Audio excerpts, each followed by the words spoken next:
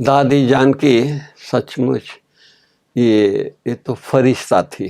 हम लोगों के हमारी चर्म चक्षु ने उनको पहचाना नहीं। शरीर में होते इतनी न्यारी प्यारी दादी थी।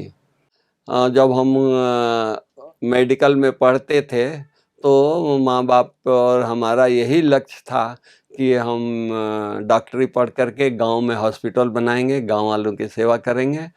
ये लक्ष्य था कि पढ़ाई पढ़ करके हम हॉस्पिटल बनाएंगे। माउंट आबू में 70 में गया और वहाँ भट्ठी चल रही थी कुमारों की। तो दादी प्रकाश मणि ने कहा कि आप भी बैठ जाओ इस भट्ठी में। तो हम बैठा तो उसमें हमारी टीचर कौन थी? दादी जानकी थी, चंद्रमणि दादी थी। ये दो हमारे टीचर थे। तो दादी ने फर्स्ट लेसन लिया। फर्स्ट लेक्चर में हमारी माइंड चेंज हो गया। हमने घर वालों को, माँ बाप को लिख दिया कि भाई मुझे आप डॉक्टरी पढ़ा रहे हो तो मैं गांव में और आपके नज़दीक कहीं हॉस्पिटल बना के सेवा नहीं करूँगा। मैं बेहद में समाज की सेवा करूँगा।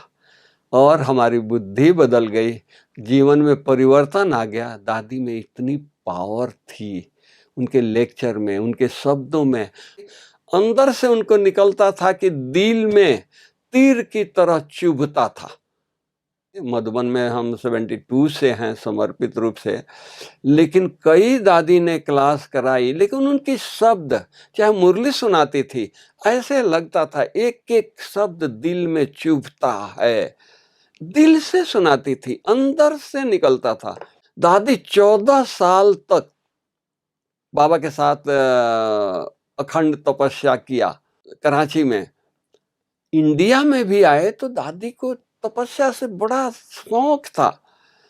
तो दादी को बाबा ने पूना में भेजा, बहुत जगह भेजा, लेकिन लास्ट में पूना में दादी थी।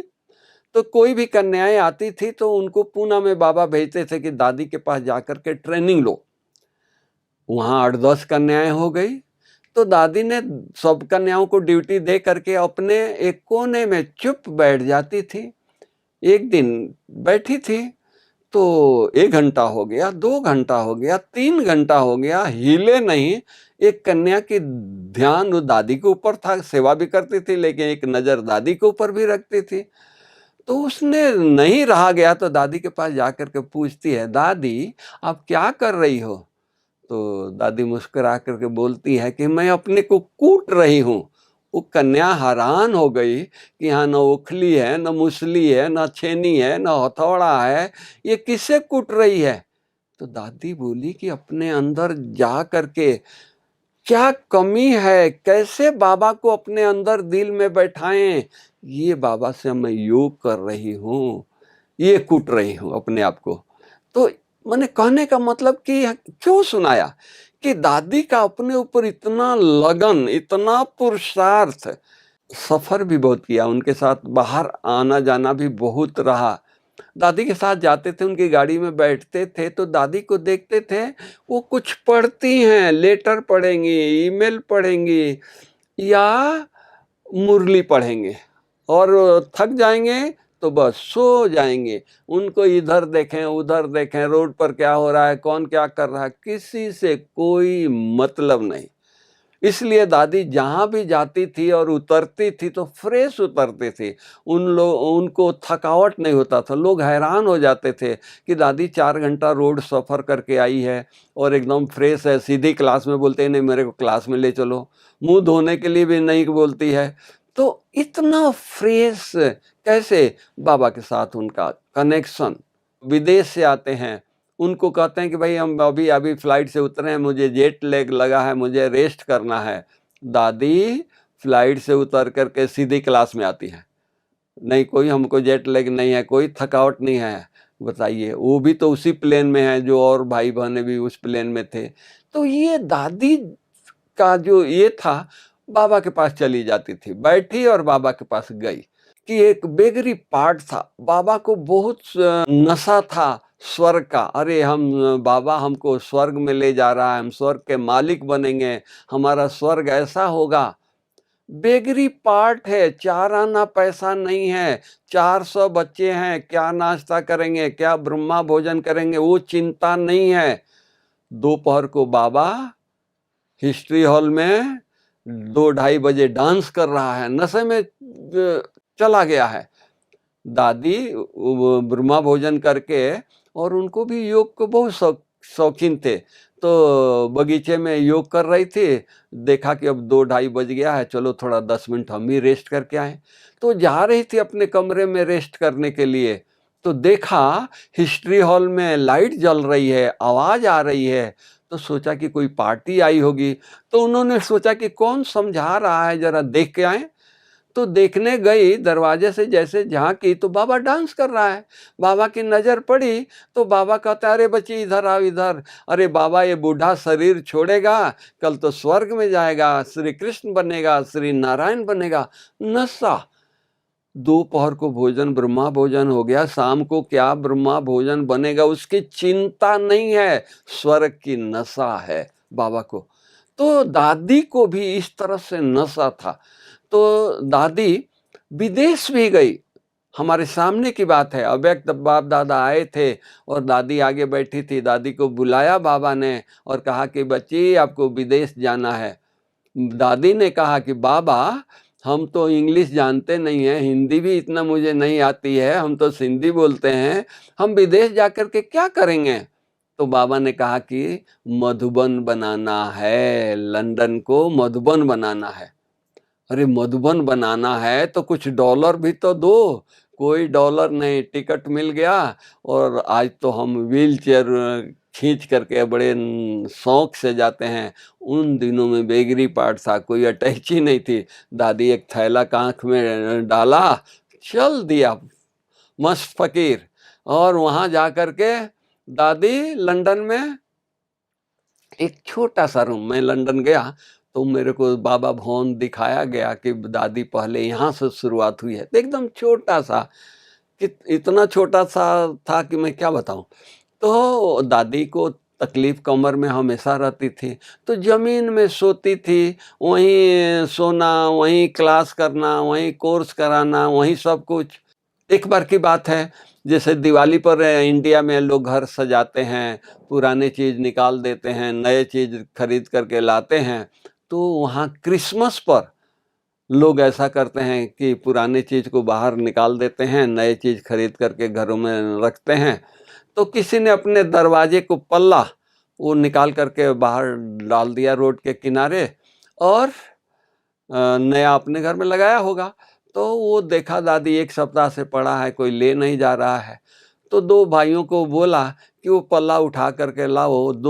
4 ईंट रख करके वो पल्ला डाल दिया, वो संदल हो गया। दादी उस पर सोती थी, उस पर क्लास कराती थी। मैंने इतना इकोनॉमी, लेकिन अपने लिए डिमांड नहीं किया कि मेरे को कमर में दर्द है तो ज़मीन पर मैं सो नहीं सकती हूँ, मेरे को संदल एक मंगा दो या संदल ला करके दो। नहीं, एक नया पैसा, एक पेनी भी अपने ऊपर खर्चा नहीं करते थे।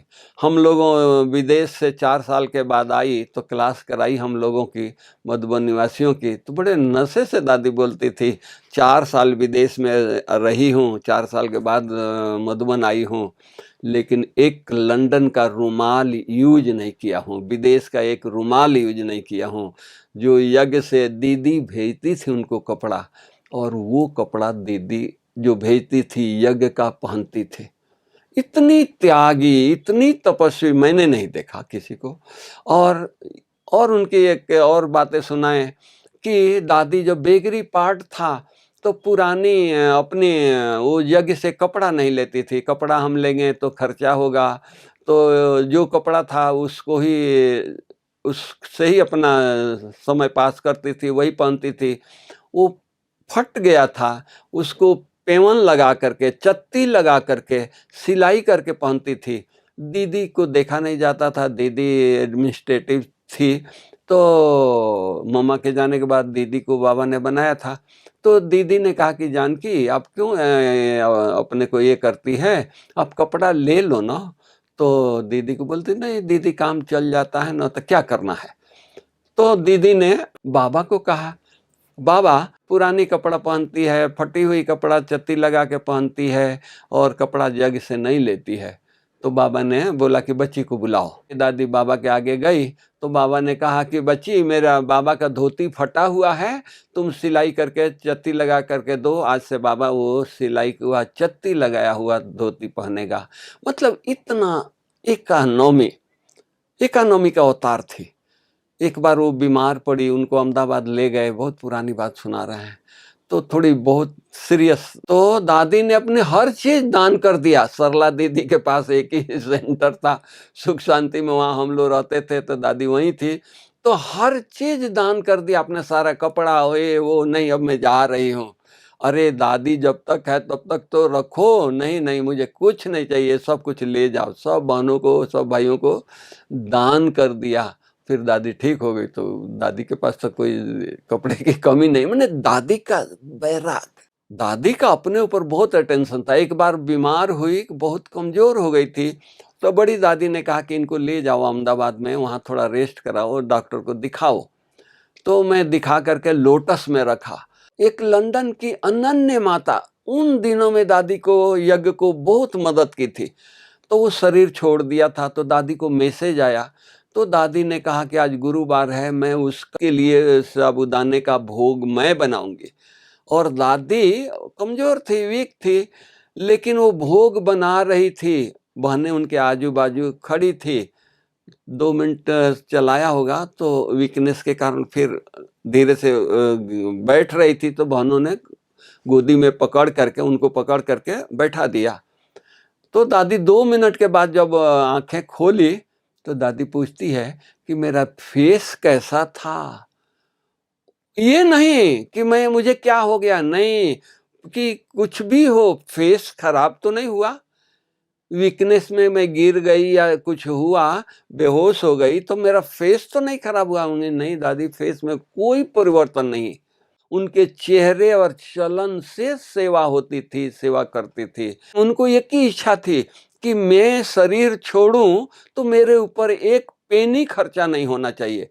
दादी शरीर छोड़ा तो ग्लोबल हॉस्पिटल में दादी को रखा था, तो अपने रूम में उन्होंने शरीर छोड़ा, तो दूसरे दिन उनको लाना था पांडव भवन में, तो एसडीएम कलेक्टर छुट्टी नहीं दे, नहीं बोला कि 20-25 लोग को ही, 40 लोगों को छुट्टी देते हैं, इनको कुछ नहीं, कोई हार नहीं, कोई कुछ नहीं। एम्बुलेंस में दादी को, ग्लोबल हॉस्पिटल के एम्बुलेंस में ज्ञान सरोवर, पांडव भवन सब जगह ले गए।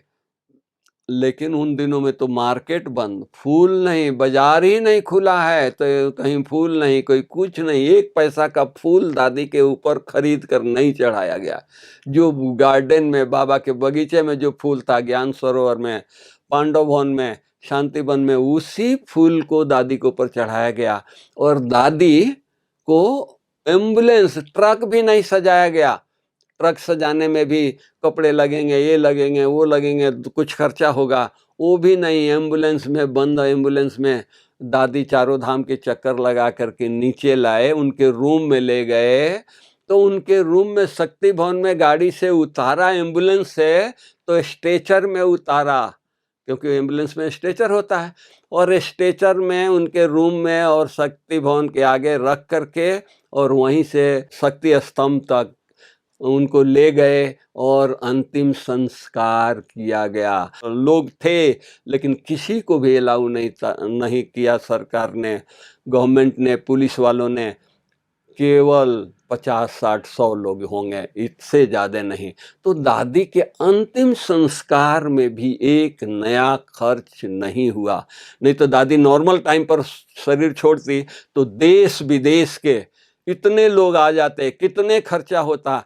एक पेनी किसी के ऊपर, न ट्रेन का टिकट खर्चा किया, न फ्लाइट का किसी के खर्चा होने दिया, कुछ किसी का खर्चा नहीं होने दिया। तो दादी जो कहती थी वो बाबा करते थे। एक ही हमारी दादी थी, बाबा को उंगली दिखाती थी, अव्यक्त बाप दादा से उंगली दिखाकर बात करती थी। तो ये है प्यार, ये है सेवा, ये है दादियों की लगन, जो बाबा को, दिल को जीत लिया था। मैंने अपने आंखों से देखा, अनुभव किया, मेरा भाग्य है। ओम शांति। Thank you, thank you.